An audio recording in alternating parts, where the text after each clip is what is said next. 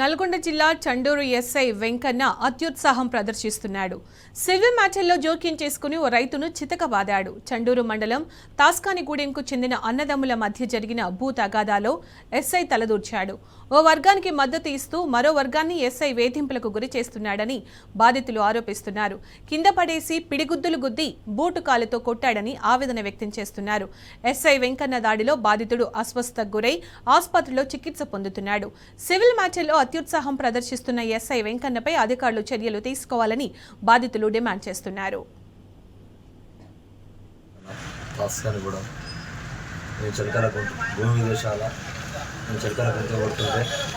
చంద్రుడు Venkanna sir SI పిలిపించడం జరిగింది. స్టేషన్కి పిలిపించి ఏం సార్ పిలిపించడం అడిగితే నేను అగ్రాలు చేస్తున్నావా, ఏమనుకుంటున్నారా నువ్వు స్టేషన్లో పడేసి అంతా అని అంటుంటే ఏం సార్ నువ్వు ఏం తప్పు చేసిన అడిగితే అదే గోడకేసి కింద పడేసి చేతితో గుద్ది గూడుతో తన్ని చాలా హింసించినాడు.